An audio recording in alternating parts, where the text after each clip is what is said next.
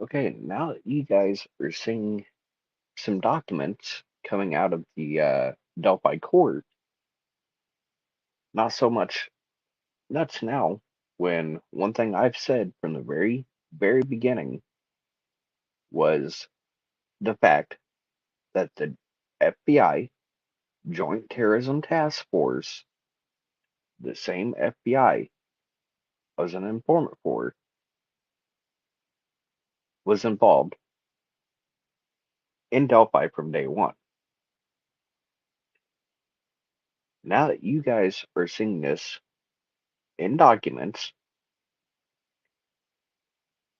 an individual I actually called a while back only wanted the content and context when it comes to Brad Holder. Todd Click, in my call with him, he only wanted information about Brad Holder and anything I had on Brad Holder and Brad Holder only. I was bringing up the whole fact of Kyle Stacy, Gabe, the rest, the Sons of Odin issue. All this I was bringing up, and now that you're seeing in the documents some of the same names I've said from day one. One of the things I said from day one was what the FBI Joint Terrorism Task Force and the agent over me, Michael Curtis. That's one name you need to be bringing in and grilling on that stand. Now I'm talking to the defense. You need to bring Field Service Agent Michael Curtis with the Joint Terrorism Task Force. His inactions when it comes to Karina McClurkin's case. He had a FBI informant become a federal witness in her case. I stopped to help that girl October 10th going into October 11th. And if I look back the email, the messages I sent my ex when I got home, it was close to around 3:30 by the time I eventually finally got home. And when I left her house, it was probably about 11:30 heading into midnight at latest. But I remember I had an email I had to send. I sent her a text, hey, I made it home when I made it home. I didn't have minutes on my phone, so I had to have her internet, as long as my downstairs neighbor had the, uh, how would you put it? As long as she had the box for the cable and internet, I was able to sign on to her internet via my ex uh, sign on and password.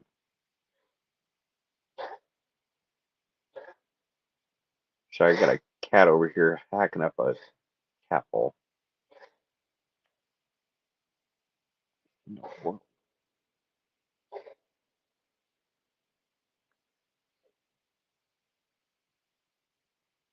okay, you done? Thought I had a cat over here dying.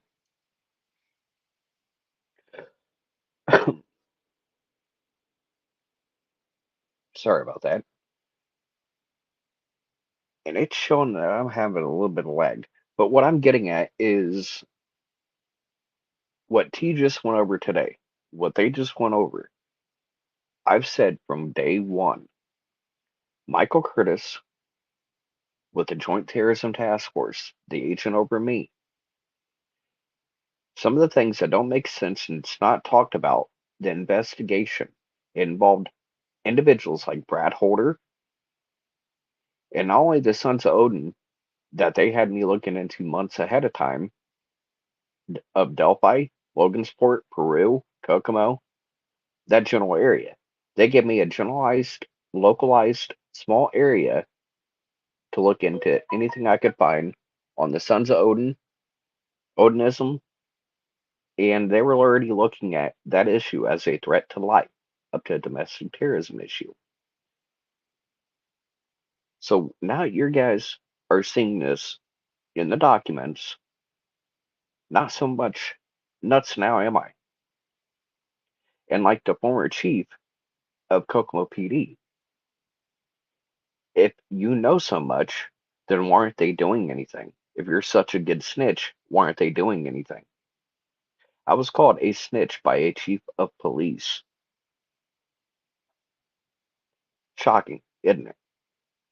And while I was letting the agent over me, Michael Curtis, know about some of the corruption that was going on in Kokomo, Howard County and Kokomo, his response to me was, "Do you not think we already know the corruption that's going on? It's being investigated. We're watching it. It's on the back burner brewing." This is back 2016, 2017, years later, no actions. You know about the corruption, and what I've eventually found is this corruption going back to a cartel drug ring right there in Kokomo. It's the same drug ring that you're going to see Blaine McClellan, and that is Nicholas McClellan's direct family, blood relation, close family. His 2000, I believe, 14 dealing in meth, it involves that exact same drug ring. It helps when you got individuals like Nita Duff, William Duff, her son. If you look up McClellan, his, when it comes to the GOP, the local Republican Party, Nita Duff and him held some high ranking positions inside the even GOP Republican Party there in Carroll County.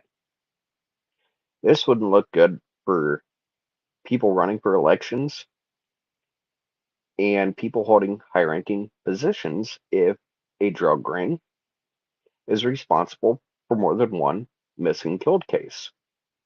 Inside this drug ring, you have not only the drugs, but you have the sex trafficking going on there out of this Kokomo centralized ring. When I say sexual trafficking, I've got one video that's going to make the 2018 video. And why do they have you looking into this stuff? I don't know. When it comes to the Sons of Odin, one of the things I did notice, and where Brad sits in my folders, is his militia group.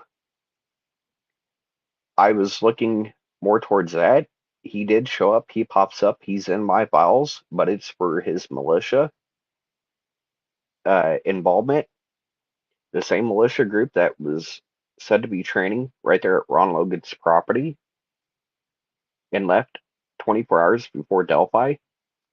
That is what had Michael Curtis and the FBI already around Delphi. It was the Sons of Odin. It was Brad Holder's militia group. And if you look back, and I've got the picture, if you guys need, I can drop my community wall. But there's a picture of a tattoo that he did on Amber Holder. The three eyes with a percentage sign, those three eyes stand for 3%. We are the 3%. We are the militia. I want you guys to think back. Google uh, the white power hand sign, and you have individuals within like the Coast Guard throwing that hand signature up, and they were taking charges as it was a white power nationalist hand signal.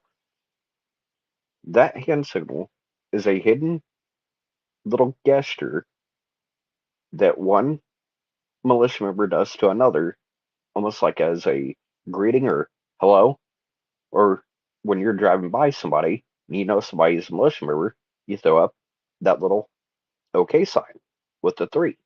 It stands for we are the 3%. We are the militia. And that is one thing that has not been brought up yet. The other investigation that the Joint Terrorism Task Force was doing that led them to being in Delphi was a militia group that Brad Holder himself was even he even belonged to.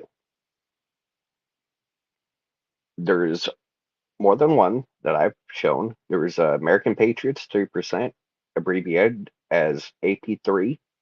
It had individuals such as Jeff Brackett right there in Kokomo. And I've got some text messages between me and this agent where he was using Jeff Brackett as by name, along with another individual that sits in my files. But if you look back at Jeff Brackett, back to Kokomo in this ring, these individuals, you're going to see yet again where Jeff Brackett is friends with individuals in and around this drug ring. Gabe, his buddies, other individuals, dealers, convicted killers.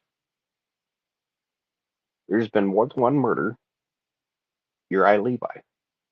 Look up him and his buddies involved with kidnapping, held hostage a male, and end up killing his girlfriend that was told to pay up her uh, COVID check when she got it, and he'd be released.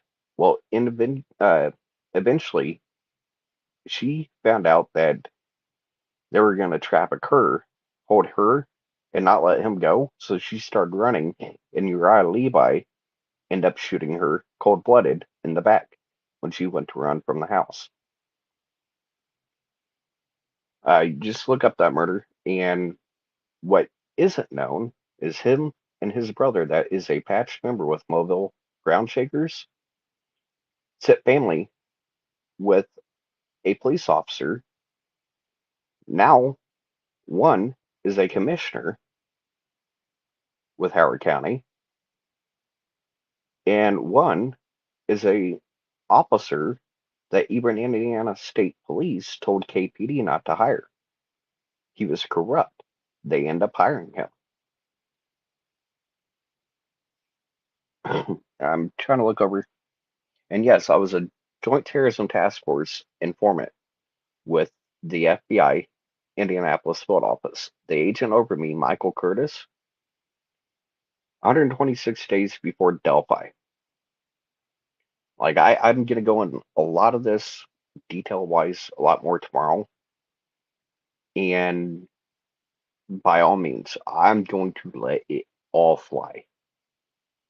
And if you want to see some cases that I've had people put away, I've dealt with foreign terrorism. There was a husband and wife group that trained with a militia group that I end up weaseling myself in as a high ranking member as an informant with. The Indiana ISIS couple. Look that case up. I'm the reason what happened overseas, but they trained with a militia group that has ties back to even Brad and a few others. But this militia group they trained with, they end up leaving the United States, Indiana. He became part of ISIS. I am why the wife sits behind bars. She tried saying she had no knowledge, had no clue what he was planning to do, but she and him both trained with a local militia here in Indiana prior to them leaving and him joining ISIS.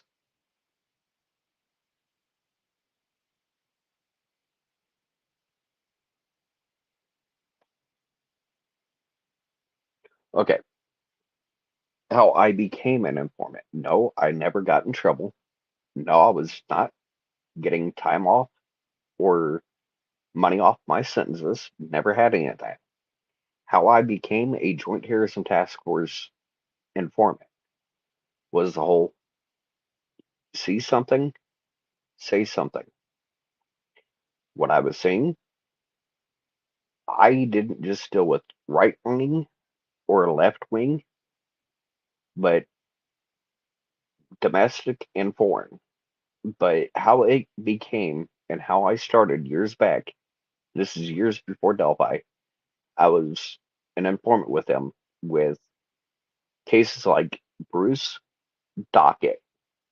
Right now, as I'm talking to you guys, Google fake sovereign citizen judge Bruce Dockett and threats to a judge. There is more than one judge. He sits 38 years behind bars.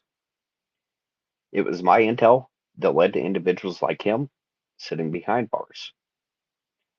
The Indiana ISIS couple, like I said, she sits behind bars. The actions that were taken across seas with him, won't go into that subject, but it was my intel that led where they went and how they were able to get tracked down.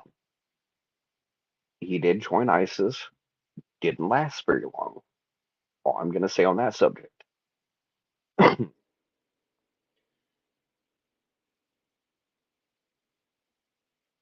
So if you've been an informed, that's what I'm getting at, Bumblebee. Like Bruce Stockett, fake sovereign citizen judge, sitting behind bars, federal charges, 38 years. It's stuff from far right to far left Antifa before Antifa ever became a thing. I was seeing that brew and got to where it boiled over and became what it was. I've seen that before in just little groups here and there, and everybody's thinking, "Party near my house string, tall his homie to up," and that's what I'm saying. Woman doing impossible things. That 3% hand signature. There's been, I think it was Alabama SWAT, a whole SWAT team got in trouble for throwing up what was then being thought of as a white power gang sign. It's not white power. Like I said, it stands for We Are the 3%.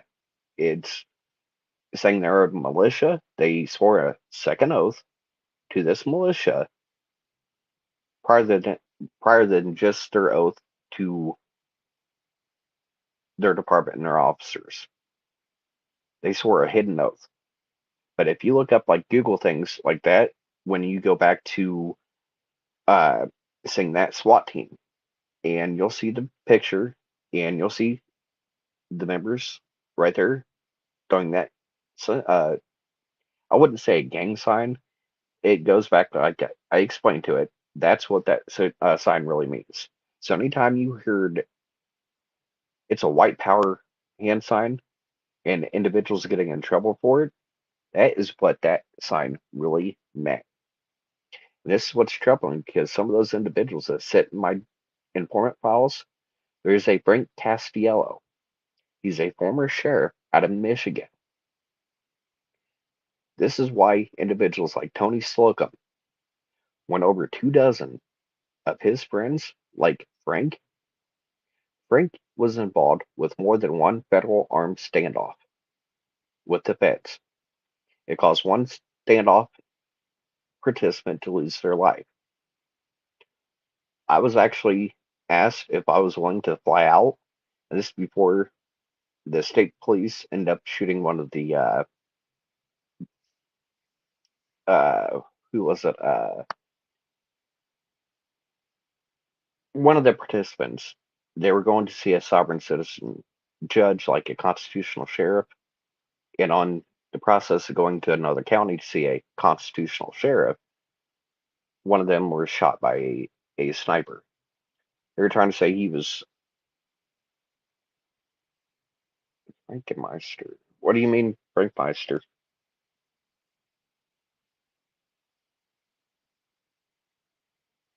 Oh, the murder when it comes to Carinas,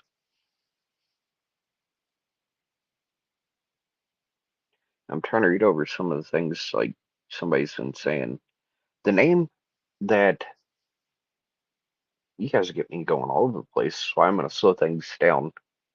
But you get an idea. It's kind of left, right wing, and extremism. I was starting to see, and I was seeing it to the extent and showing them and was allowed to break things down to them in such a way. This agent, his own words, is like anything I got from you, intel wise, I was able to help work with you, kind of break things down where you were giving it to me on a silver platter. You just needed help kind of reworking things, getting things where he didn't have to do much other than putting it on a document and sending it forward and starting an investigation up to prosecution. He had to do his thing. Most of the time, I was able to give it to him in a silver platter and him take it and do cases like Bruce, the Indiana ISIS couple, among others. I'm trying to think what all said. Frank Wise, I'm going to tell you this much now. He confronted me a while back. Do you have a problem with me? There was a individual I'm no longer friends with, and it was after I went to basic. What he did with my ex, it's a long story, but growing up, it was one of my close friends. His sister, Crystal Johnson, got hard into the drugs, kind of at times dealing, but definitely involved highly in that drug ring, Indianapolis, that area, and a couple other names were, I wouldn't say just a couple, multiple of these names go back to they were sitting friends right there with Frank. And when he's telling me about, oh yeah, Crystal, I've known her for years, and oh, she hasn't been really active on here, but yeah, I've talked to her just a few days ago. It's individuals that go in and around this drug ring dealing, and I brought up the fact, I brought these names up to Frank. It's not the problem I have with you, it's the fact that these names go in and around missing cold cases, and you're sitting with individuals that know information that could get even children like baby Amia justice down there, their silence, then Frank, he doesn't want you guys to see this. But every single one of these friends that I showed back in around this same drug ring and the areas of operation of Kokomo drug ring go back to even friends, multiple friends of his that sit down there in Indianapolis. He had the gonads to confront me. Well, I had the gonads to call him out. These individuals that you know go back in around this drug ring, the ones they know, showing around more than one missing killed case, that's the problem I have with you, Frank. And by all means, if he wants to call me out on this, instead of letting law only see it, by all means, I shall on here say tomorrow or on my community wall what things he does not want you to see. How close he is to some of these individuals. Some of these have been proven dealers, Indianapolis, where he lives. Some of these individuals go back to other names, other missing killed cases down there. There's about 70 different cases in the areas of operation of this Kokomo ring. It's cost the lives of 70 individuals, missing and killed. You've got 3 badges, 2 sheriffs, one Terre Haute police officer, all botched raids, Boone County officer, Deputy Pickett, the killer, and multiple of those killers. Believe it or not, would you believe me if I told you where Garrett Kurtz is from? He sits friends with multiple of those individuals in that deputy's murder, is sent now behind bars for murder. That same drug ring that he was involved with up there, that's the same drug ring, their roles that they end up killing Nicole Bowen for. This poor Anthony got involved with his aunt, and she hates my guts now, where she even said Nicole, she felt, was going to tell her on what she knew about Delphi, and before she was given the chance, Garrett Kurtz It wasn't the drugs that they could not risk her telling on, is what she knew about Delphi, and I guarantee you, Flora, that is why they killed her. It wasn't the fact she was going to roll in the ring on drugs. It was this drug ring and the murders. She and I killed Jeremy Patterson 96 days after Delphi. They were both killed, and I think it was not just coming forward with information on Karina's case, but I feel it was on Delphi and Flora. And why I say Flora, if you guys look back to Galen Rose, her lawsuit, the investigation, and Colton Creasy giving his interview, every single name that was marked out in the interview, including Colton, if you look up their criminal record, every single one of those names on that lawsuit have dealing, have possession, the use, narcotic, drugs, meth, all that is involved. And why I see these names around Galen this spring to get new trap houses like the two trap houses they have in Delphi, they find individuals like Galen that are struggling, like Colton said, to make ends meet. They're struggling day to day at their job to even put food on the table, let alone pay the bills. This is the individuals that this drug ring target. And remember back when they asked Galen about the traffic that was in and out of that house all the time. She refused to talk. Why? I've got some locals even saying there was a well-worn path going to that back door. In the grass and the weeds, there is a worn-out path leading to that back door. The same back door that an individual said there was a line of fire going back to. Why?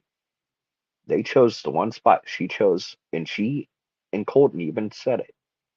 She had clothes, papers, uh, whatever she couldn't find storage for in the house, she used that back porch as a storage place. It was a perfect source of ignition. There was more than enough clutter back there, papers, clothes, thrown back there for storage, is why they chose that. And all it needed to be done was a little bit of ignition by fluids, is the way it sounds. There was a fluid involved that led to that going up in flames. One individual, Jennifer Barnes Dean. If you find her Facebook, you're going to find her friends with Terry German, Brad German, Derek German. She got paid $20 for her role in a 2020 murder on Willie Smith. How much did she get paid to start the Flora fire? By this drug ring, Gabe, and this ring. How much did they pay her, or how much meth was she given to start the Flora? When all she had to do was get paid $20 in Willie's murder, and she was happy. $20 for her role that she allowed Willie Smith to be murdered. She supplied the murder weapon. She supplied the house to come back to help hide the bloody clothes and hide the individuals that killed him. How much was she paid by this drug ring to light that fire? And what makes me sick is a murder suspect sitting behind bars was allowed to stay on as a witness on that lawsuit. Every single name in that lawsuit goes back to this said drug ring.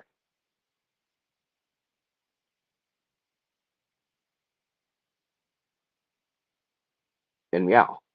And I've asked uh, Meow directly, how long was it after Jennifer left that the fire started? I could never get an answer. I'm going to be honest with that.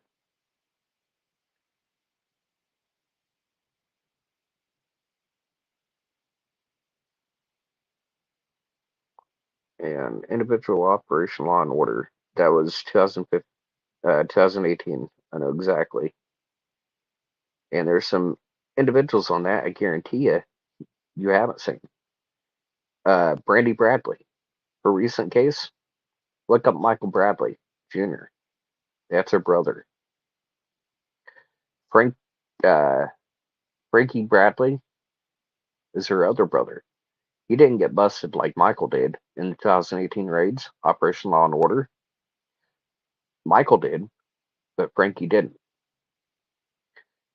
There's a certain family member, they're afraid to even speak up on threats even made to them when it comes to their own family.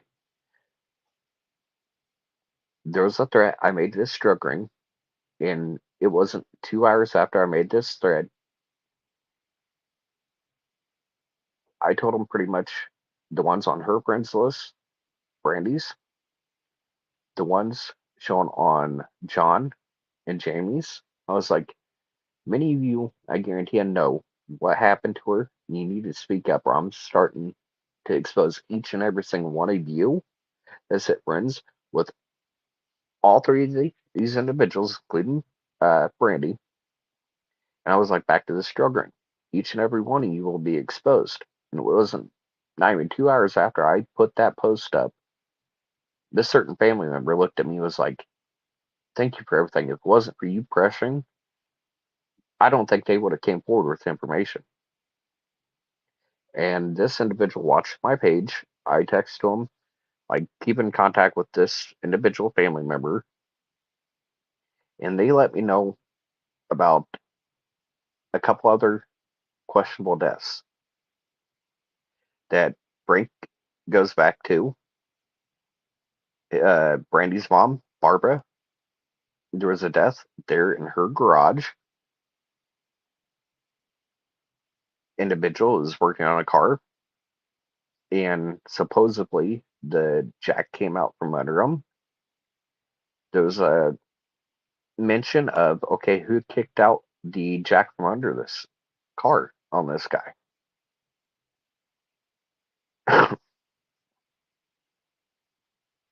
And yes, Corrupt LEO has shut me down, and more than once. And there's an email for Tyler Joe French saying they've been trying to use my PTSD, not realizing I've had my PTSD, severe PTSD, non psychosis, since I was a child. I was a child, how would I put this, sexual victim for years by a distant cousin. And it wasn't just me, it was I think it was about 2 years younger than me, first cousin, me and her for years, while my grandmother, sister, her son, and that family lived with my grandma for, I think it was about 3, 4 years. The whole time when my family would drop me and her off, we were pretty much at a predator's disposal. Oh, I helped watch them. Yeah, he did more than help watch us. It's a sick individuals like that. That's why I fight for these children. And why KPD is trying to say, based off my PTSD, I have a mental disability. And it's the same thing in these emails from Tyler Joe French. The original young BG with the messed up eye. I guarantee you, if the lady that had them draw that sketch got to see Tyler, I guarantee she would break down crying. That is him. Tyler, Megan, Allen, which is now Everling, and somebody thought I said Everling. It's Eberling. Eberling. There we go. She is now Josh Everling's wife. Josh got a sweetheart deal just like Gabe and he brings this up. Oh, Gabe was never convicted on his child sexual conduct, like misconduct, that he was on the run for with Sierra. So, his dealing in meth and no, I think it was dealing in coke. It was dealing in a narcotic and shooting at cops. He's trying to say, "Oh, I tried shooting myself." No, it states right there in your record that you shot towards the cops while you were on the run. You were given a sweetheart deal, and why you were never charged is I got guarantee you a good feeling that you rolled to save your own rear end. But Megan's now husband has been doing nothing but tampering with me via starting at emails. Then it turned into like you're a prosecutor. Tell me every individual that was involved, including my wife. And for the years, Tina Riddell, Megan's mom, actually let it be known that her daughter stabbed one of the girls to know what it felt like. I've got descriptions where there was blood on a stairwell, on the walls. Like the description of the blood, where it was, all over the wall.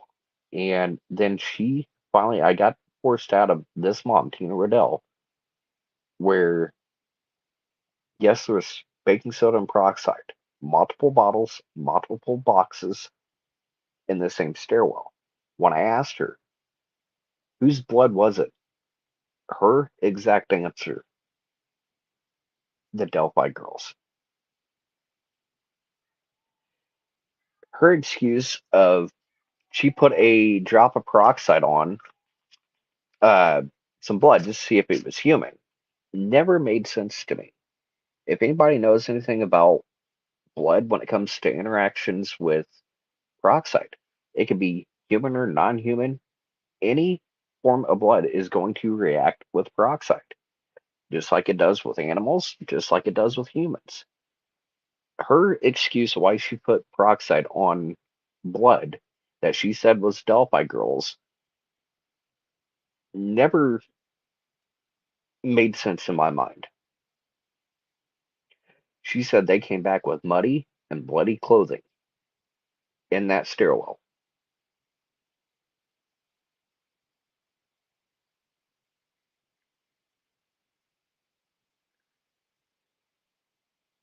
And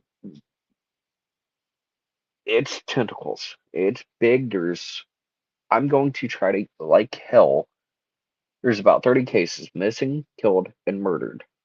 And I'm going to try to slow this down. And I'm going to try to put it up on a wall, the names, the cases, the victims. Uh, most of the children's cases, there's about 70 different cases across Indiana. I'm going to try to narrow down the 30 that are in Carroll and Howard County. Back to this drug ring. And when it comes to this drug ring and these 30, you're going to see these same individuals, one after another, showing around each other. There are some suspects like Garrett, Ashley, sitting behind bars that show up around other cases. I'm going to try to narrow this down and start with like 30 cases before I even think about doing the 70. In my mind, I can see it. I know what I'm looking at, but then when I'm told by you guys, whoa, slow it down. There's so much going on here. You can't contain the information, retain it. There's one new video that's going to be put up, and it is going to make a lot of context that was missing in the 2018 video I've had up, where Indiana State Police Detective Charles Chuck Myers and Detective Benzinger with KPD. That video I have up right now, and there's a lot more content on my page that I took down over True Crime Night, Joe Lewis. I did an appendix video where I broke down an appendix and I brought up a great example of the FBI knowing intel like they did in Delphi, allowing that to happen. And I compared it to the FBI Indianapolis division being charged not charged, but in charge of the Larry Nasser incident. When an individual takes content that comes directly from my mouth from this page and then gets praised of he's got a gift, he did everything, he looked into all this, he knows all these tentacles, he's seen it, he's uncovered it, is why my page pretty much went dark. Why give individuals the content to for their own personal gain when I don't use this very often? After Karina's case and what happened to me in Karina's case, more than one attempt at life, I've got uh, facial facial surgery, and that's why the certain issues I have. It's what really helped the rest of my teeth kind of fall out, have issues with, and I finally had them taken out, and that's what got me in dentures. Before that, it was 3.5 months after a brown recluse bite, high dose of morphine, Dilaudid, OxyContin, hydrocodone. You get the idea. For almost 4 months, that's where my teeth kind of really started from. So case by case, you're gonna make sure and attack me for my dentures. It happened over medical reasons. I was no meth head, didn't lose my teeth from that, but when I don't have my teeth and I kind of slur a little bit, and I'm having issues when it comes to my upper left jaw from the individual that chose to attack me physically from this drug ring, an individual did successfully get an attack in, and it still leaves me, and I have to get like some major upper jaw surgery, facial surgery. Still this day, I still need plates on my jaw and orbital socket on a blunt force object, and it was not a fist, it was a hard object that this drug ring, an individual in this drug ring, was successful at an attack on me. Didn't see it coming, turned around, got cold cocked with pretty hard object, and even the doctor said it was not a fist. Most of these injuries I sustain, they see in autumn vehicle accidents, baseball bats, blunt force trauma, and it's not caused by a fist. What they're seeing right there, that's a hard object being put to your face. I've had more than one attempt on my life. One of the last ones that caused my ex to decide I had to leave was when we had about 16 cars, all armed, surrounding our front yard and our backyard. Weeks leading up to that, we had individuals from this ring. It's usually Friday and Saturday nights. They would come up, try to mess with the door, try to get in. The light would shine. It was a motion light, scare them off. But the last attempt on my life was these individuals from this drug ring amassing in the front and the back of where I lived with my ex and her family, and we had 3 children in the house. We mutually decided to split and made a big scene. She got a no contact order, and we made sure to make enough of a scene where I could take the threat with me and it would leave her and the children alone. So, big hoorah, went to the streets. The threat followed me, left her and her kids alone, just like I wanted. There's a lot more, and like I said, there's a lot to break down. I've been trying to say this for about the last 7 years. I had an individual by Pink Panther. You've had 7 years to talk. What I haven't talked on here, I've used Facebook as an avenue to start getting heard. Decided to come on here and use this as an avenue to get a voice. And it's to speak as a victim myself of this drug ring. They, their own written words, If I keep talking, I'll be the next one that goes and vanishes. I don't need to pack my bags where I'm going.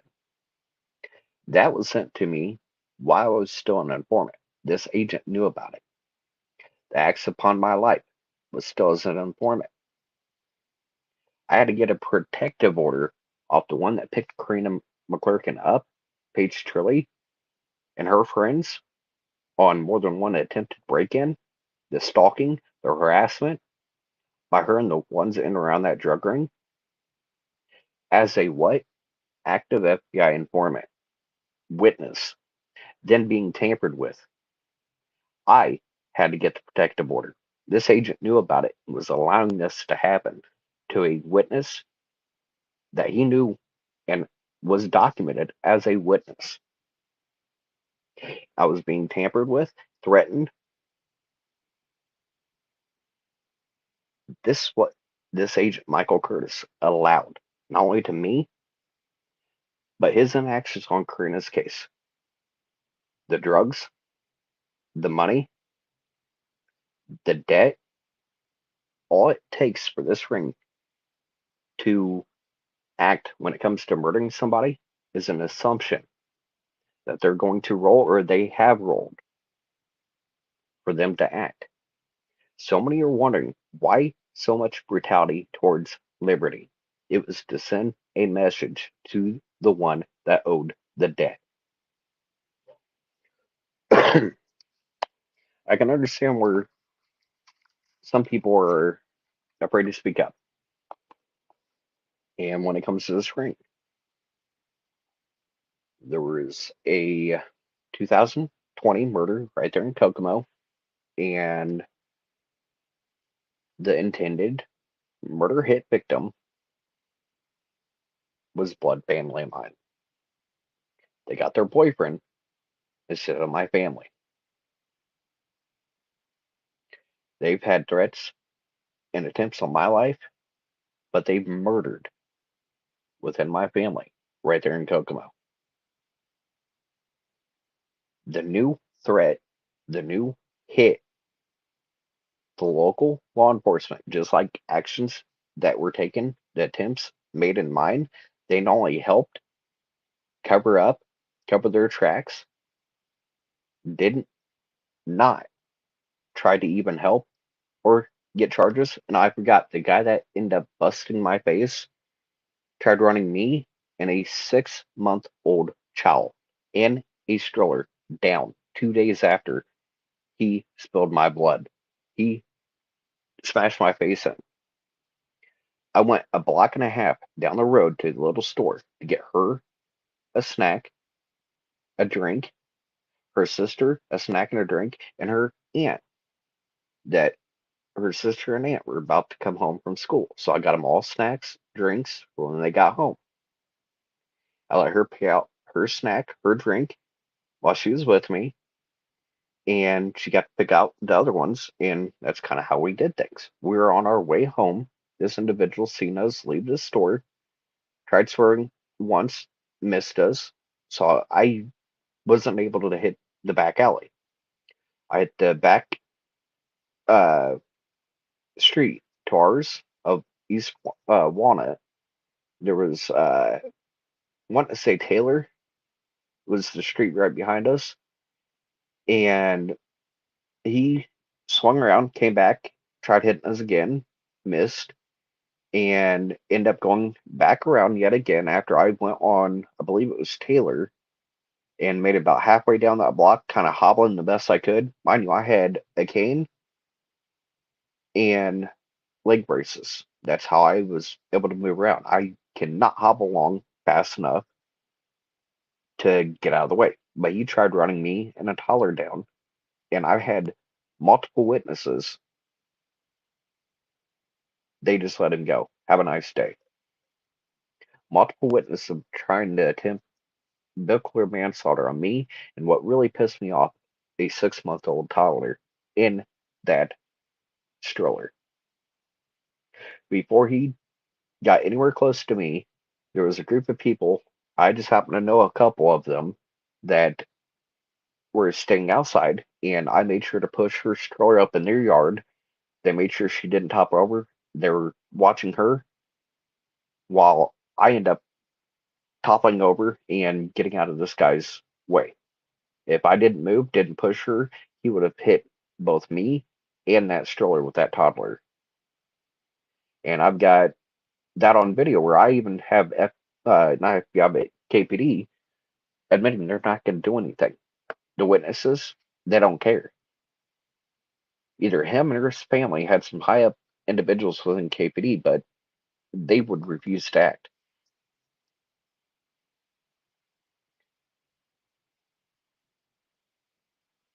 And I'm trying to. Oh, when it comes to Liggett, oh, don't get me started on Liggett.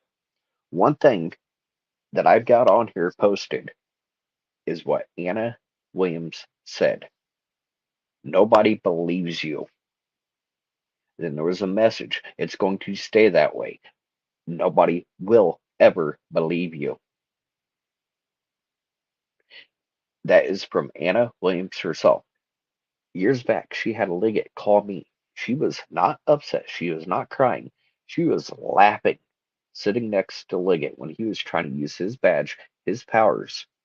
And the only reason why is because I was asking about the drug ring that I've got even messages where she admits to herself formerly being a user of. Speaking of how she was best friends with the Ashley Garth, Toby Garth, the Garths, just got done doing work for Ashley's grandmother. So you've got family members like Anna going back friends and lifelong family friends of a murder suspect. Same thing with Derek and the Patties. Like they're friends with Ashley and her family for years. Then you've got uh, Jennifer Barnes Dean, another one. There's friendships that's showing between Derek and Garrett and a few other names. So you've got three murder suspects sitting behind bars for murder, multiple friends with multiple family members, but yet nothing to see here in this drug ring and murder suspects that are suing family friends. Nothing to look here. Where you get break it down case by case from the beginning, and I'm working on it. And I'm sorry, it takes so much, and everybody's like, but if I don't stay on top of this stuff, like when Brandy's and a few other cases happen, I'm like light years ahead of you guys from seeing this stuff. But when it comes to names in and around this drug ring, I've gotten four kids home. One of the very first ones prior to the 2018 video that's on my page right now, there's a Facebook Live that came off of. I was Facebook Live at the time. Before that one, there is a 16-minute video, and Andrew Smith, great buddies with Gabe Ellis, Keegan Klein, among others. There are some individuals like Almon A.B. Bridgeforth, among others, that go back friends with Keegan Klein and others, sitting friends with a wanted at the time of October 2nd, 3rd, 2018, there was a runaway girl.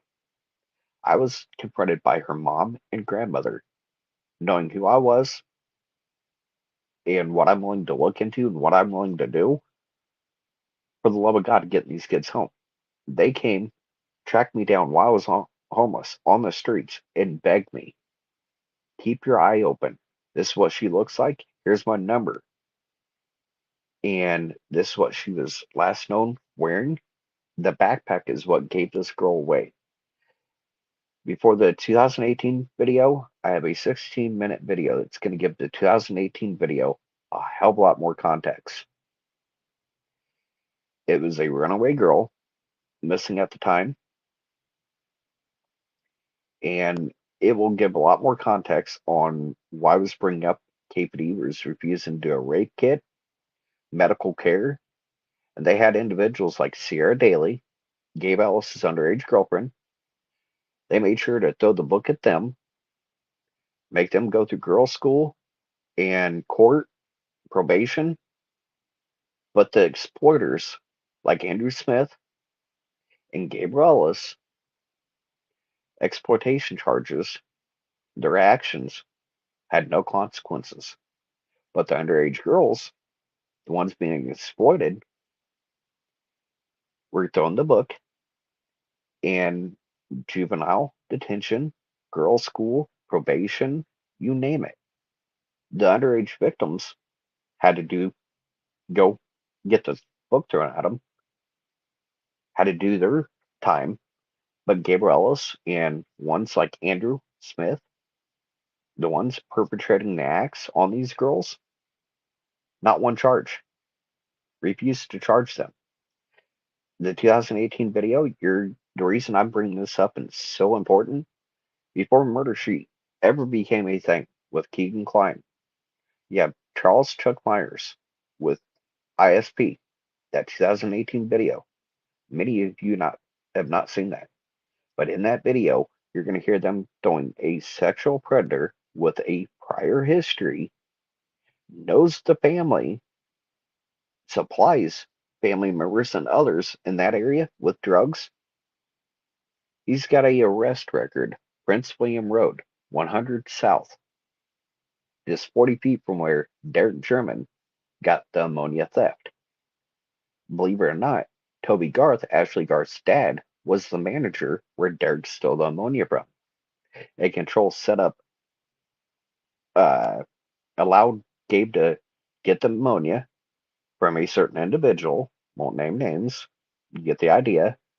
The less time for this individual to get the ammonia, allow this controlled manufacturing to take place.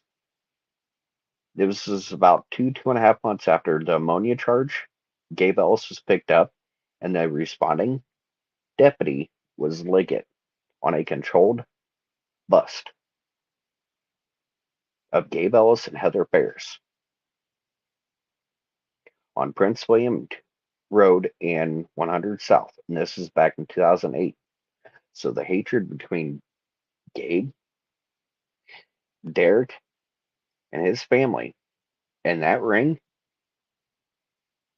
they kept involving each other in, but yet the hatred remains from rolling money and drugs lost when Derek, Del Wood, Joshua Link, when they have these busts, that's thousands of drugs and money lost.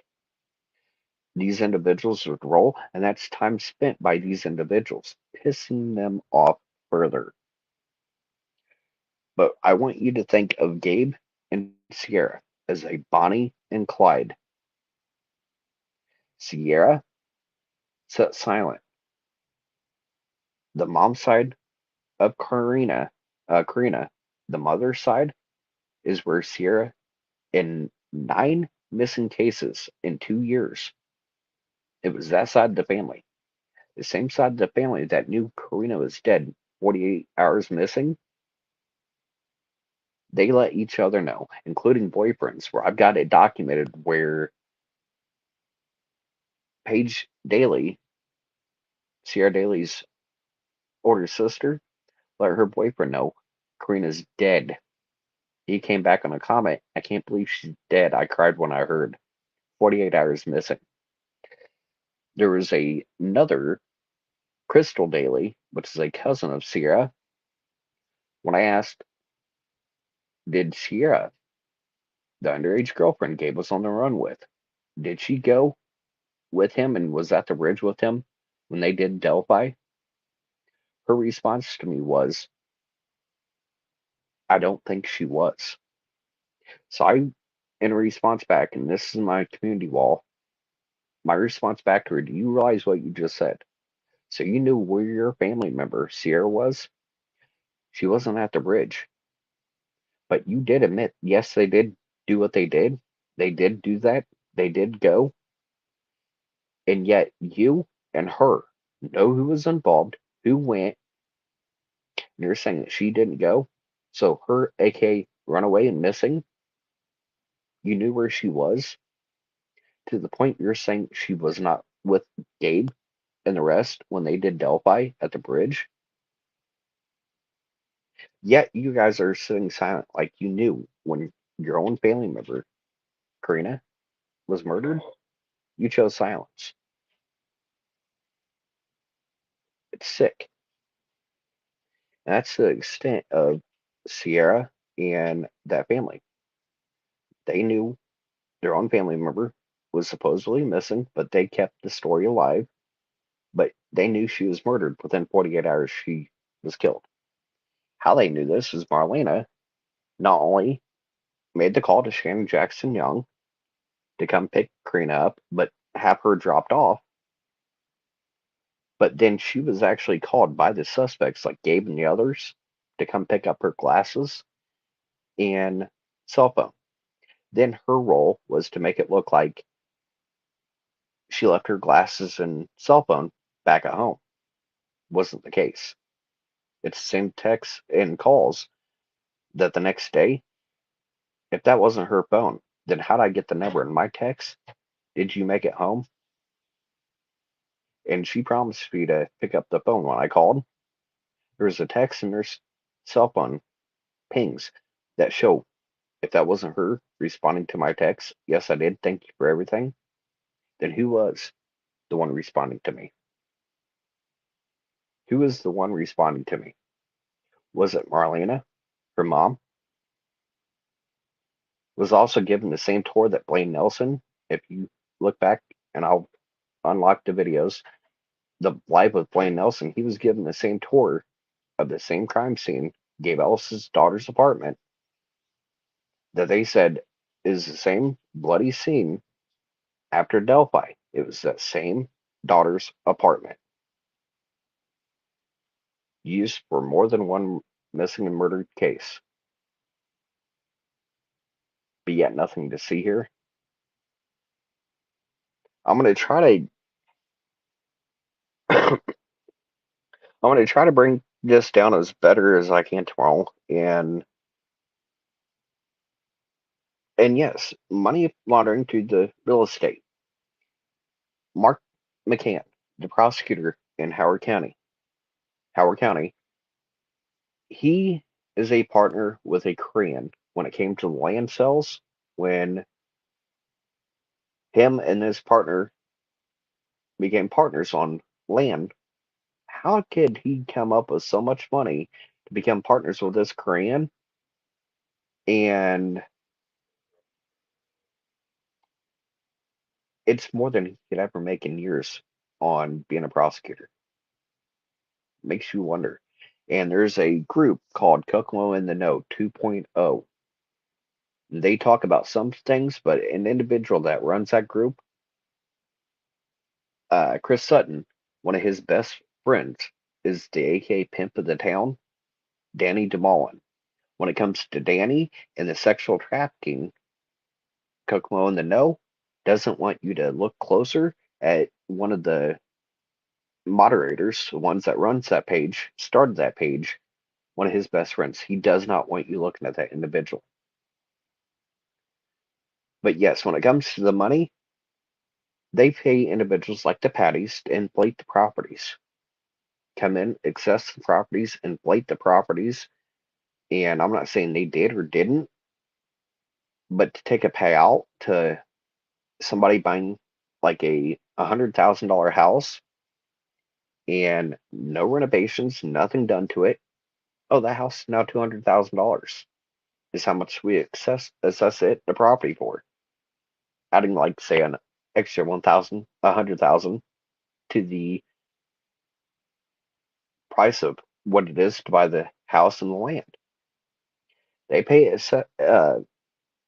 assessors like the Patties off to inflate the property, and the more money that could be turned around and cartel in the U.S.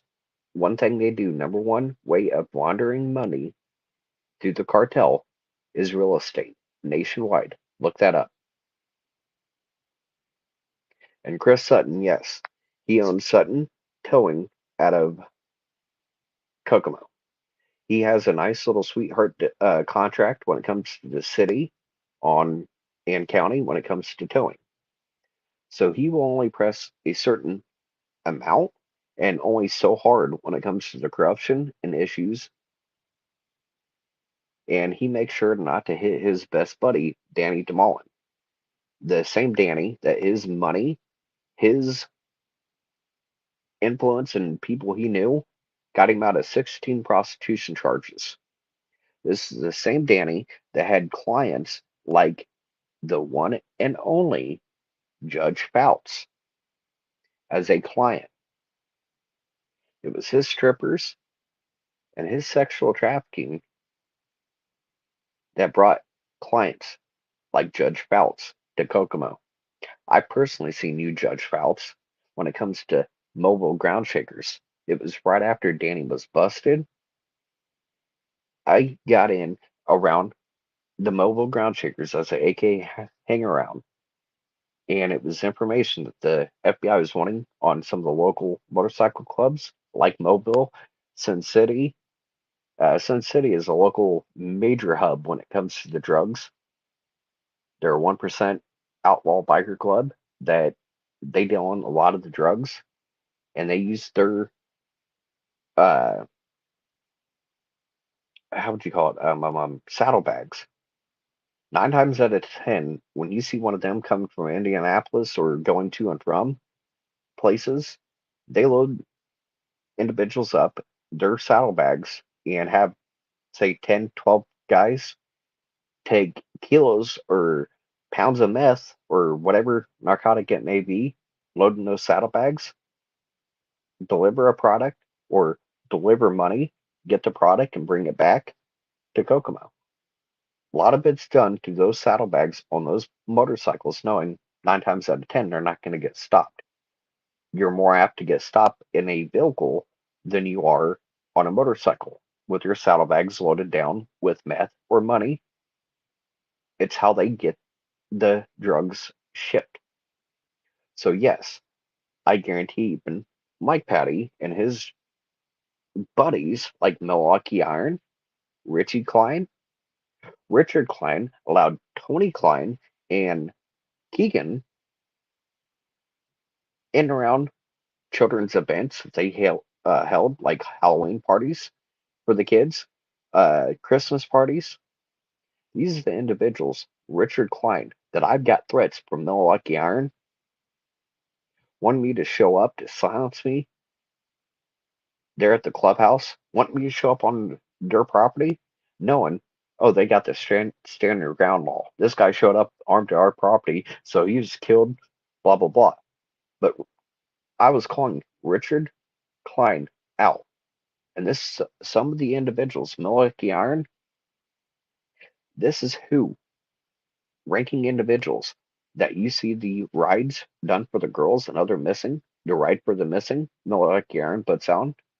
These are individuals and their family members, like Tony and Keegan, that they're allowing around children. I called them out on it, and they wanted me silenced, shut up, to the point they wanted to kill me. Richard's own words and threats to me.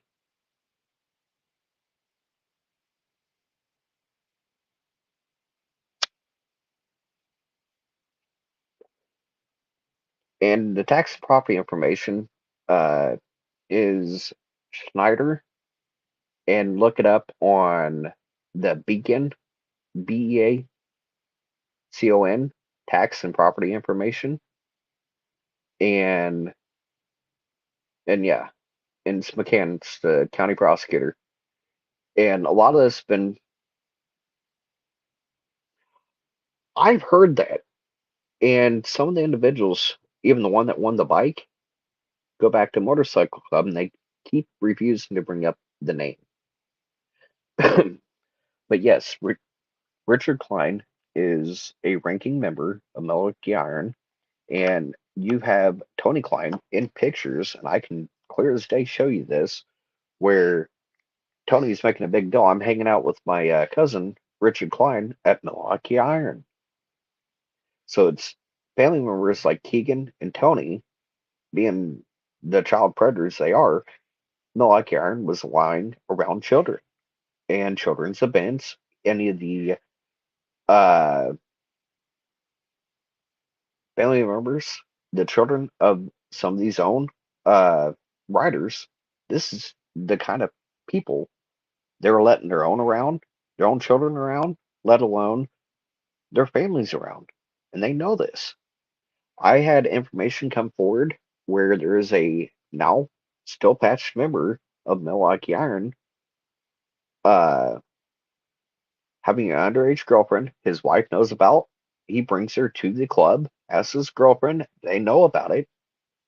And it took another individual, his nickname was to let it be known that, hey, we've got an individual still right now, a patch member of Milwaukee Iron, having an underage girlfriend, and the club knowing about it and accepting her around, uh, on rides with them, everything like that, acting just like the wife would, and wearing their patch, everything just like the wife would as the girlfriend of this patched member.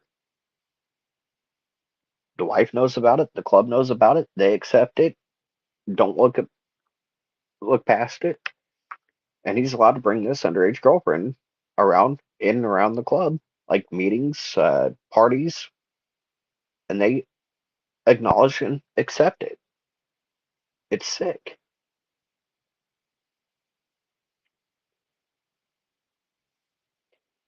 And the funeral directors, yeah, when it comes to, I'm glad you brought this up, Luna.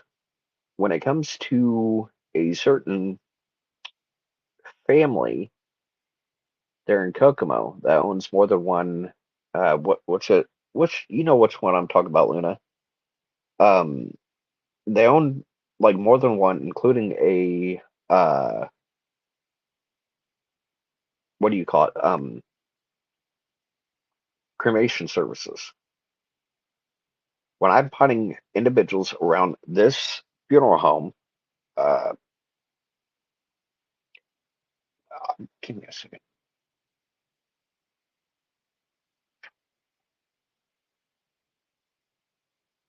Give me a second. I will tell you exactly. I'm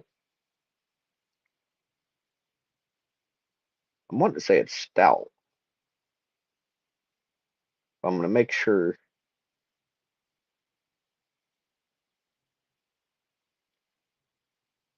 I've seen the Shirley and Stout last names along with the Ellers being in bust raids. And when I'm seeing these family members of Shirley and Stout with the last name, and I've seen Ellers, the ones that own the crematory there in town. But when it comes to Shirley and Stout, those two last names, especially the Stout last name, these uh, funeral directors, their own family being around this cartel drug ring is a fact. And I'm glad somebody has a little bit of a um, insight because I thought it was kind of concerning when there's missing cold cases and their family are friends with suspects and people that are actually sitting behind bars. And I'm not going to leave out the sitting corner. It comes to actually an individual, almost like an uncle of mine, went to sleep with a CPAP on. And if you don't know what a CPAP machine is, it's what helps you breathe and forces air when you go to sleep at night. And pretty much it keeps you alive. He had that CPAP machine still on his face, the wrist brace on his hands. There was money and guns missing from that house, but they're trying to say it was a suicide. His own mom said at his funeral saying they know what happened to my son. He did not do this to himself. They murdered my son and they refused to do anything and they're trying to cover it and make it act like he committed suicide. It goes back to a Mia Rels, her missing, found dead case. I talked to a family members of hers, won't say who, won't say what relation, but a close family member of Mia's.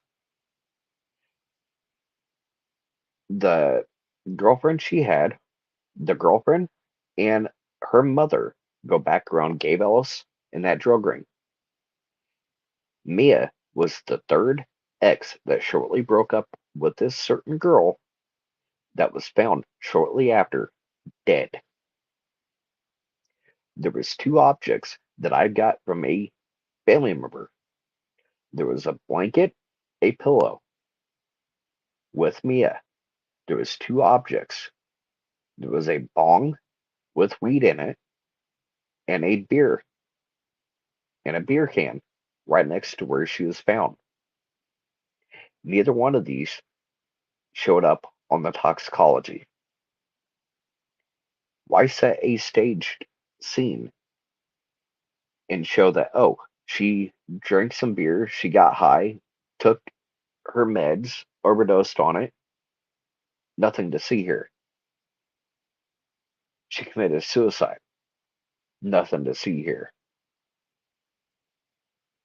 But the coroner, more than one case, has botched and purposely wrote down a case as such and such.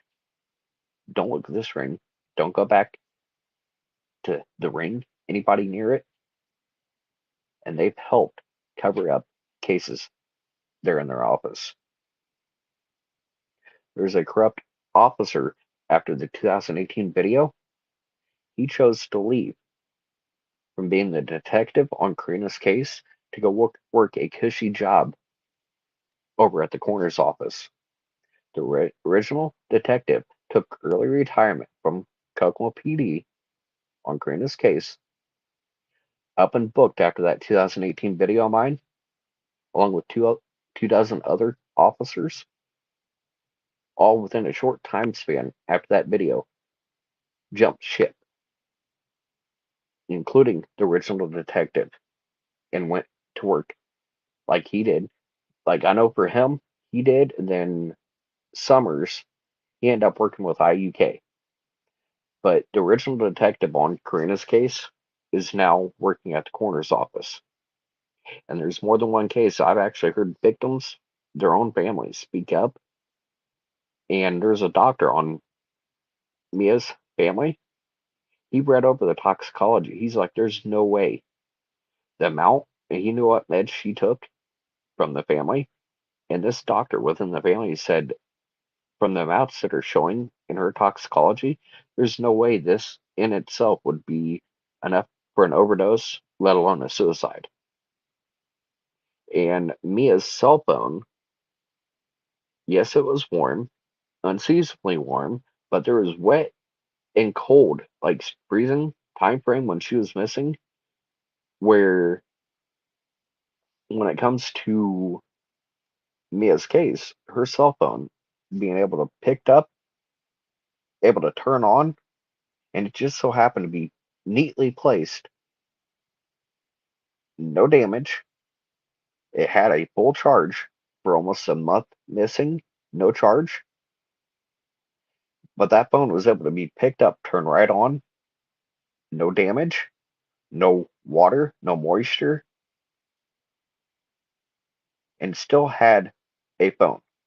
I don't know about you guys. If I lose a phone and I come back close to a month later and it has not been on the charger, it's not going to amazingly turn on unless it recently had a charge. Very recently, within the last few days, that phone had a charge and was able to retain that in the battery.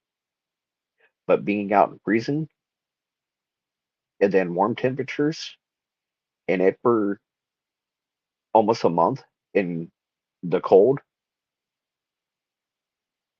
to retain its battery to be able to turn on, it has family members of Mia's even asking, how is that possible? Then this ex that she just broke up with and it was a known issue is allowed to sleep in her room and take whatever evidence that could be found, take whatever she wants to and from her room where she's sleeping in a dead girl's room and able to freely take whatever she wants out of that room, out of that house. What evidence is she being allowed to take to hide their involvement? There's a family member of me has even asked me that, like, how's that even like right? They broke up with you, and here you are staying in their room.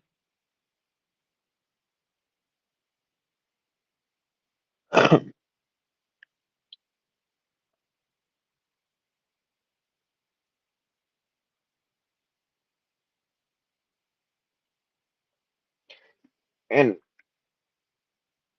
then when it comes to tap the reins, when it comes to Amy with case by case,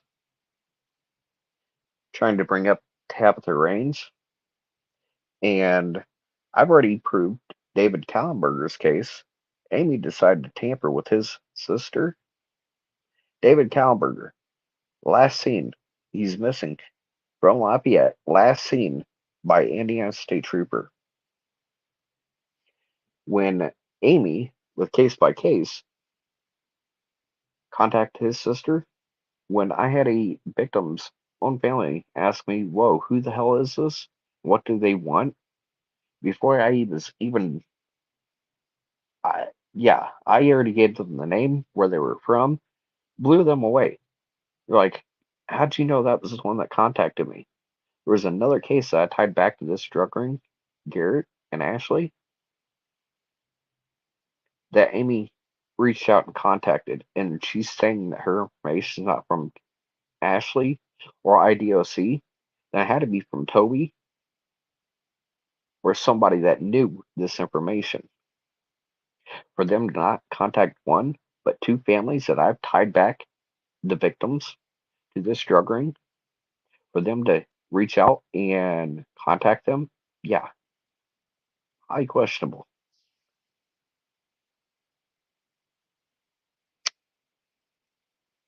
Yeah, she's trying to say, look at Tabby and then don't look at Ashley and Garrett when it comes to David's case. And I've already proven enough to the family where they're not going to listen to some Tom, Dick, and Harry coming to them, oh, look here, and this is why, when I've already proven to them, and they themselves know, the ex wife and the ones that she moved in the house, I've already proven to go back to this drug ring where, yes, Gabe Ellis and a few that are sitting friends with the ex wife, uh, David's own sister, where the law kept refusing. She's like, she and the ones that she moved into that house right after he went missing, they had something to do with his case. She waited till they moved out. She herself took luminol and with a friend of hers and a blacklight. And I've got the pictures of the blood, handprints, and the blood that's showing up inside of that house.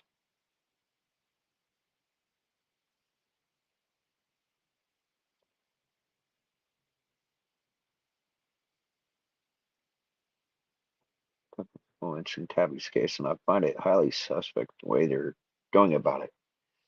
And yes, pretty consistent. The reason, like Amy and case by case, they're trying to swear up and down that Ashley is innocent. She's not. When you make a noose a way of killing somebody out of a extension cord, you make a murdering device and hand off to another one to use it as a device to kill somebody, you are just as guilty as the one that used it. She knew what she was doing when she sat there, made that into a way where he could put it around Nicole's throat and yank. She knew what she was doing when she made that and handed it to Garrett to do what he did. She's no less guilty than the one that used the object she made out of that extension cord for a device to kill somebody.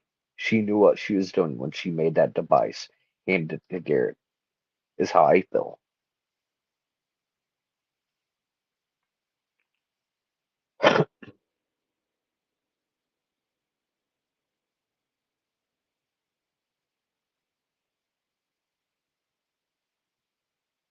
Yeah, I was talking about Mia Rels missing and found dead.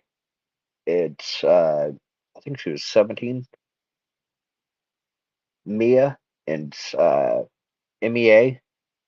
I think it's MEARAYLS.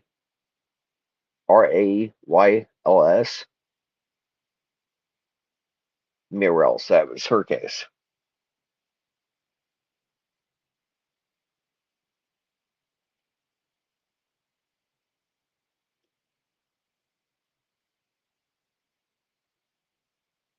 And pre-consistent, I like to know that. Why no cell dumps of the families?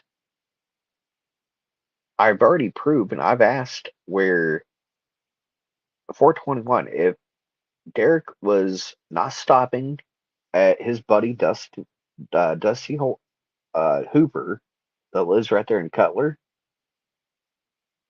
why did Derek choose the long way about going to Frankfurt? From 421 from Delphi to Frankfurt is a faster trip than going from Delphi. He went through Cutler, then to Frankfurt. Why the back way? If he did not make a stop along the way, was it for drugs? Was it to drop some drugs off to somebody in Cutler? But the way they worded, and I think it was Becky that worded him going to Cutler, it wasn't that he just took a trip to Cutler. He was in Cutler when Libby got a hold of him to see if he could pick her up and Abby up. But the way she herself made it worded was he was in, not going through. He was in Cutler when she got a hold of him. And that's when the call was made to Derek and confirmation that, yes, I'll pick them up. Dusty Hooper goes back to Gabe Ellis and this drug ring. All Derek had to say is, hey, give me a second. My daughter's calling me and give me a second. She's asking if I can pick her and her friend up at the Monon High Bridge. You can overhear this and get this information back to who needs it. Something like that could have easily been done. But her own wording on not going through wasn't going through. He was in Cutler when she contacted him. I still thought that wording was a little off. He wasn't on the way through, he wasn't passing through. It's like he was standing still right there in Cutler when she contacted him. And see, I'm not the only one that remembers that. And why everybody keeps asking the silence of him, I've never seen Joshua Lank, his uncle Del Wood. None of them talk about Delphi ever once. Do they make sure he's shut up and no possibility whatsoever seeing that other individuals like him that know the drugs and money, and all it needs is an assumption a confidential informant is going to roll in this drug ring for them to kill.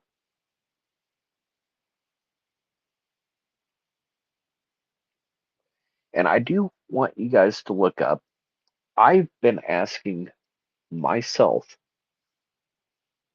2019, the reward was sitting over 240. I'm wanting to say it was more towards 42 or $45,000, correct? They made a big deal in 2000, I believe 21, that $100,000 was donated. I've got this screenshot where I believe it was like Wish TV6 or WTHR was doing a timeline, and they themselves, it goes from over 240,000 plus. I've got this screenshot from 240,000 plus, $100,000 donation comes in, and it goes from over 240 in excess of over 240,000 to only 325,000. Either I'm really bad at math, or that doesn't math up to me. There's a few grand missing there. I'm sorry, but it's been documented. 2019, 2020, prior to that $100,000 donation in excess of $240,000, and $100,000 donation comes in and it only goes up to 325,000. There is some very suspect math going on there. Like I said, either I don't know how to math, or there's some money missing. And I hate saying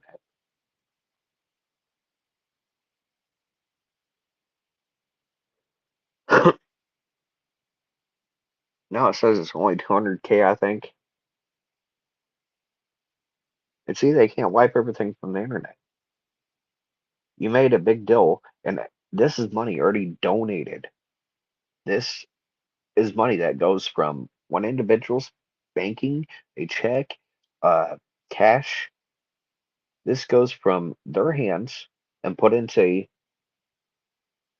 uh, fund. So once the money's donated, they can't just be like, oh, take these back. So I want my 100,000 back. They can't just take that money back. It was already donated to this fund. It goes into a fund, either at the uh, Indiana State Police, their banking, or something like that. Where is money going? Is what I want to know. This money was donated. It was in that fund in the excess of 240,000. 100,000 came in. It only went up to 325. Like somebody just said, it went back down to 200K. What's happening to the money?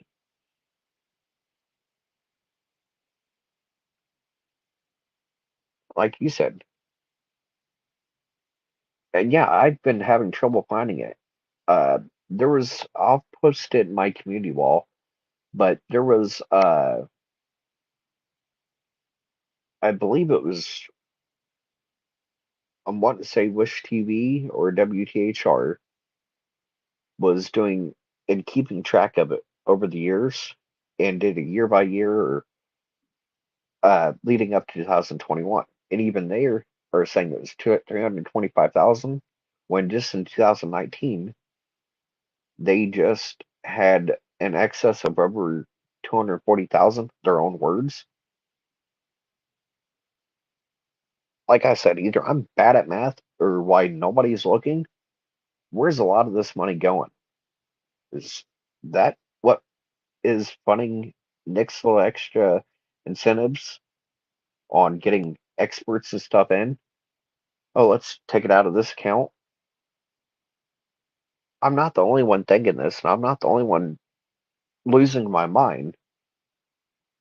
There's money going missing. And I hate bringing this up, but I followed along, and you've got a family asking for donations that have millions in real estate,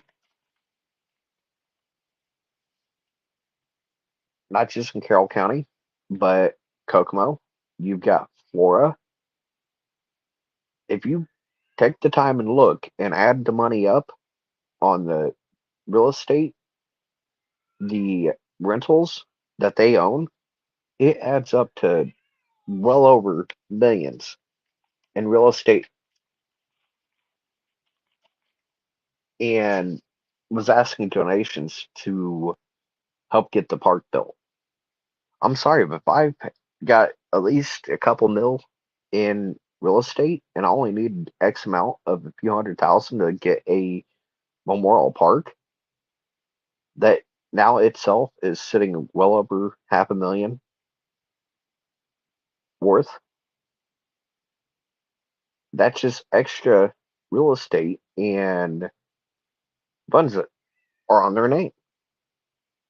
If I wanted something done like that, I would have sold properties of my own and be like, look, I'm running a good portion of this. I'm just asking for a small amount of donations. We sold some of our properties and I decided, hey, we want to make this. We're going to put forth X amount of dollars. We sold a couple properties and we're just asking for somebody to meet us in the middle. I could see that, but for the whole fact of asking for the public to fund this just like a wedding, you had YouTubers, you had individuals funding that, a child's birth, anything they wanted when it comes to just like the wedding.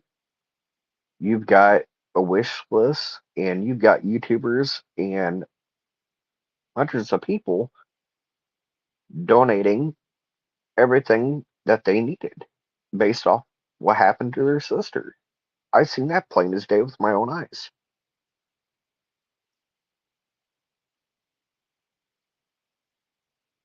It's damaging.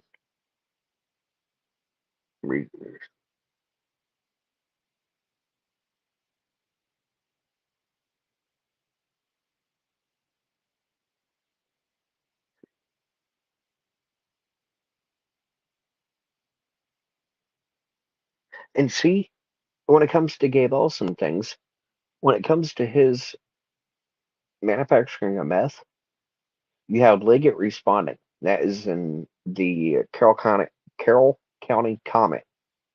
It's the only time you find that Delphi wise. 100 South and Prince William Road, 2008. But when it comes to him getting charged, it wasn't Delphi. It wasn't Carroll County. It was Miami. And he got a sweetheart deal on that. But you got Liggett responding to him manufacturing meth.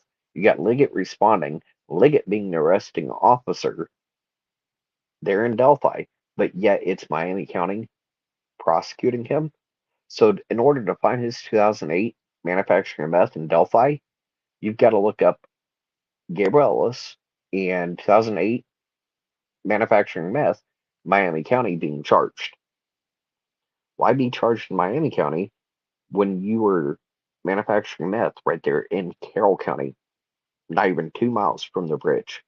You can see that bridge. I actually sat there with a friend of mine in the exact spot he was arrested in, and the field was cut at the time. You could look right across that field and see the Mona High Bridge right there from where Derek sold the ammonia and he manufactured the meth. That was 40 feet from each other, just 2.5 months between, and you can look right across the field and see that Mona High Bridge. You got a child predator worse than Daniel Nations. And why I say worse is prior to Delphi, you got the 4-4. You've got Karina, that's 5. Then there's one male, 6, 3 females that overdosed at his house. So that was what, 10 deaths before Delphi at him and his ring's feet. Individuals around him, his drug dealing, and his ring. You had 10 deaths already sitting at his feet. But don't look at him when it comes to Delphi. Don't look at his ring.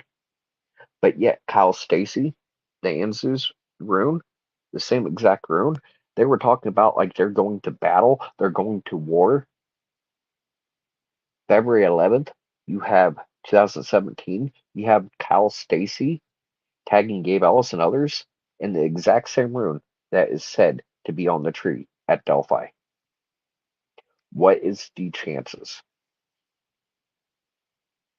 And like I brought up, and you can look this up, just like Flora, it was somebody that knew the family, and 9 times out of 10, in most cases when it comes to missing and murdered children, I guarantee you will look this up. 9 out of 10 cases, it's somebody that knew the family or family themselves have been proven to be involved when it comes to kids missing and murdered. It's somebody that knows the family, has relationships with the family, and the family knows that are involved. And I guarantee that's why they're making sure Derek remains silent. If he slips up just once, it will force into light a non camera friendly subject. Drugs, money were behind what happened to the girls. Gabe Ellis, when it came to Karina, like I said, he was owed a debt. So he trafficked Karina leading up to her death to get money him and that drug ring was owed. And the reason Karina's mother helped is it was her, LaBrittany. If you look up their drug habits, their drug dealing, their charges, I got a feeling instead of Karina owing that debt or taking that money or drugs, I feel it was Marlena or LaBrittany that owed the debt and they allowed Karina what happened to cover that debt. How else would the mom know to come after she set her up to get picked up at her place by Shannon Jackson Young and dropped off? They were trying to say at Flint's, but I know exactly the names Karina told me when it comes to when she said if they see me as good as dead. I asked her, who is they? When I asked her, she wasn't looking behind her, like back towards Flint's. She was looking more towards where Gabe Ellis's daughter's apartment is. That's the direction she was looking at. Wasn't directly behind her. It was more over to where Gabe Ellis' daughter lived. Is the direction she was looking at, not directly behind her. She's looking over behind her to her right, not where Flint lives, directly behind her. I think what Flint said, she asked him for help. I think it was in these individuals. She knew she could go knock on Flint's door. He could help her. I could see that happening. But it's not the first time. What you're seeing, the railroading, the state and locals helping on Richard Allen's case and hiding this drug ring. These individuals, the elected officials, their families, their drug involvement. It goes back to 126 days before Delphi, Karina McClurkin's case, and Flint Farmer's case. They're trying to do the same thing that they're trying to do in Delphi. When it comes to Flint Farmer, they're trying to set him up, take the fall for Gabe Ellis and the ones that actually committed the acts. It was after Delphi and Karina that you had Kyle Stacy. I've got this screenshotted where he was calling Gabe Ellis and others blood brothers. Almost like they spilt blood and became blood brothers. It's sick. I'm gonna go into a little bit more deeper subject tomorrow, but yeah, I just noticed going about 2 in the morning. I'm gonna try to pull up what I can and try to see if on this iPad if I can get the aspect. We're gonna go deeper, but like I've told everybody, not so much now. When what I've said from day one, the Joint Terrorism Task Force was involved in Delphi. Not only that, one agent's lies, disregard, negligence, refusal to get a informant turned federal witness on the record and to look into the names that he was giving me, I was giving, like Gabriel Ellis, Tyler Joe French, Paige Turley. And what's very odd, Paige is swearing up and down her innocence.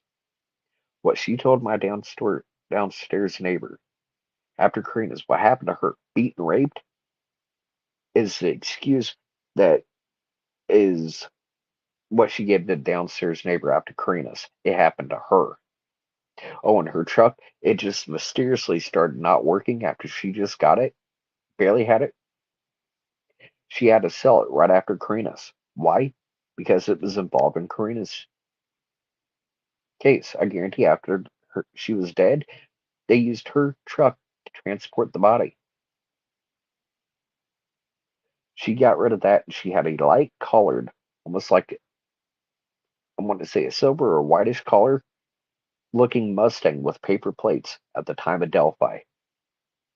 After Delphi, she was swearing up and down to the downstairs neighbor, best friend of hers, my downstairs neighbor, and her kids that, oh, the reason she's back driving her grandmother's uh Trailblazer, not Trailblazer, Jimmy, Green Jimmy, was the whole fact of she had a severe wreck up towards Delphi and the car's totaled.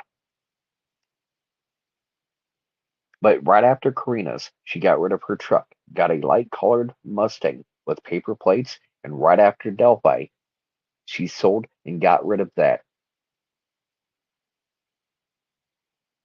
I swear that vehicle on both of her vehicles, if they pull up those vehicles and do a search within those vehicles, I guarantee not only Karina's, but you will have Delphi evidence, DNA evidence sitting in her vehicles. I guarantee I can put my last dollar on it. You will find DNA evidence of both those cases in both of her vehicles. And she was trying to say she feared Gabe Ellis. He put a gun to her mouth and, oh, she feared him. And yet you're going around him, somebody you fear, hanging around him and associating with him and his others, like drug ring, and around him, no issues. But yeah, you fear him. Blaine Nelson even said you were lying. How can anybody believe you when Blaine Nelson himself said you were a liar? Page had involvement. Blaine Nelson even knew that. Blaine even called you out. You are a liar.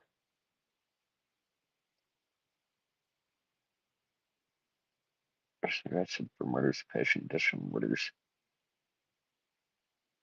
Uh, no. They're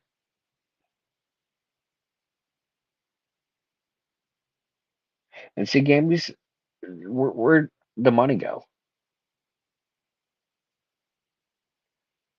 But everybody, gonna go ahead and hop off here. I got family already asleep right now. They're probably hearing me, probably not too happy with me. But I want to hop off here and I'm gonna try to get where I can bring up, and we're gonna go deeper subject. Or if T's willing to allow me to bring in, I can make a lot more of the Joint Terrorism Task Force that I've been talking about from day one. You're now seeing in the Delphi documents. There's a lot more yet to be seen. I can make a whole lot more sense. Like on her live tonight, she's like, the Joint Terrorism Task Force and what you're seeing and hearing, a lot of this don't make sense. I'm like begging, hey, this is where I shine. I've got people locked up for years. I was actually, as an informant, asked to look into the Sons of Odin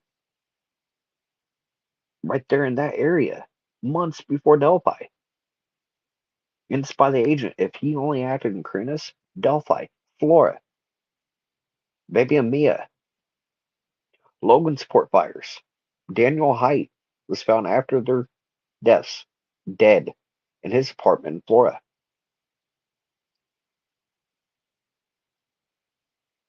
all have ties back to this drug ring and Gabe, but yet nothing to see here. But I'm gonna probably hop off. I gotta start heading off. Like Gamby said, it's going on too, but I'm gonna do a live tomorrow, and I'm going to try to be Joe Lewis and doing what he's doing. I'm gonna try to make it as spiffy as possible and try to pull up the screen and prevent him on hearing. See, I told you FBI was involved, blah blah blah. Use my information as his own for his own gain. He's seen my video is only getting like 230, 300 views. And oh, he knew he could spin it around the appendix video as his own. And it's sitting over 2.2K views. That's what upsets me. And that's why I'm seeing others having an issue with him when he's using content. He owned his own admission at the end of his video. I watched this guy's video and watched and listened to what he was saying. And this miraculously divine information got dropped into his lap, and people are praising him. Oh, he's got a gift, and oh my God. Yeah, he used a victim that's using his own words to speak up for the victims that do not have a voice as his own works. Look at me for his own personal gain. You used a victim that's speaking up for the other victims' work as your own work. He is no better than Keegan and these killers trying to be out for his own personal gain. It makes me sick. And I'm not afraid to admit that. But if you look back at the appendix video, one of the ones I've got open right now, and I'm thinking about opening the rest, but the moment I see another individual like him use what I've said, it's not him, his family, his own life, it's mine. And I've spoke the truth from day one. And for Pink Panther to say pretty much just shut the up, let him take it and let him run off with it. You've had 7 years to talk. I've got that in a screenshot. Shall I show everybody? I guarantee Pink Poppy and a few others, I guarantee a Pink Poppy will even tell you what Pink Panther said. One of his goons came from his page to pretty much shut the F up. Don't I dare attack him. Don't I dare do it. You had 7 years to talk. I'm doing nothing but talking, but it's individuals like him, Frank, Marv, Matt Sullivan. I've got messages with each and every single one of these individuals. Trust them. Give them all the information I had. Yeah, for them to run off and make it their own. And look at us. Look what we have. Look what we found. And I've got messages that back this up. But like I said, Joe, you are no better than the killers for using a victim, their words, what they're saying, seeing it struggling on getting views, but to take it and make it your own. Look what I found. It was the appendix video that you yourself admitted to watching 2 days prior to yours, where that came from. And you're trying to say, oh, look at this, just because I have yet to figure out how to. And if Gambies or somebody is want to come on with me tomorrow and can email me at huntingeviltruecrime@gmail.com that knows how to get the that link somebody shared with me of them talking about the Joint Terrorism Task Force and it being involved in Delphi. I was sent that link and a few other things. If I can get that brought up, I also want to bring up the 16-minute video that I made October 4th about the first victim that I got home from this drug ring. It will make the context of what happened in the 2018 video where I was bringing up you were refusing to give a rape kit, medical assistance to a exploited victim, that even Andrew Smith had a warrant on them, a known child sexual predator that was picked up 2016, failure to register as a uh, sexual predator, Andrew Smith had not only this girl, but another girl within 48 hours. While having a warrant on him, found two underage girls at a known child predator's apartment that sits with friends with Gabe Ellis, Kyle, Tyler, Keegan, and this is the same ring I'm going to call Renee Anthony Greeno, Jessica James Plunkett, Renee Greeno. You all, you're involved with the same Kokomo crew, the drug ring. That is where you were getting your meth from, and it's the same drug ring that Greeno made sure to tell me. I'm a snitch for what I'm talking about when it comes to justice for the girls. I'm a snitch, and you better watch it because people are already talking about wanting to kill you. Then there was a message he does not want you guys all to see where he said, all it takes is one little phone call for me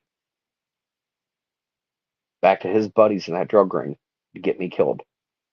And what you're seeing right here on a short message I got in my community wall, this is from Tyler Joe French. The original BG I've said, the younger picture, is him.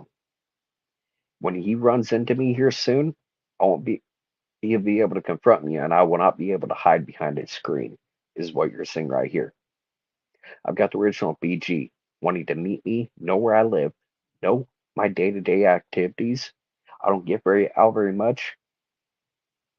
Yeah, knows where I live and plans a visit here soon, and I can't run and hide behind a screen. Well, I'm gonna catch you guys tomorrow. I'm gonna try to make sure I'm gonna try to get things done a little bit better, a little bit tomorrow. But I just hope to God he don't use this information as his own. Look at me and look what I can get out of it. He made sure to shout out his donors, his subscribers, and the ones donating, his members, the new members. He made sure to shout out all of them, but he failed to give one word to the victim that was speaking out on the other victims, demanding and begging for lives to be saved. He chose to leave that important part out, where he got the information that was such a divine gift to him. He admitted it, but yet he fails to tell you where it came from and made it all about him. Look what he did. Look what he has done. And for him, somebody to give him a praise, you've got a gift. No, a gift for using other people's words for his own gain. Hey, good night, you guys, and Godspeed.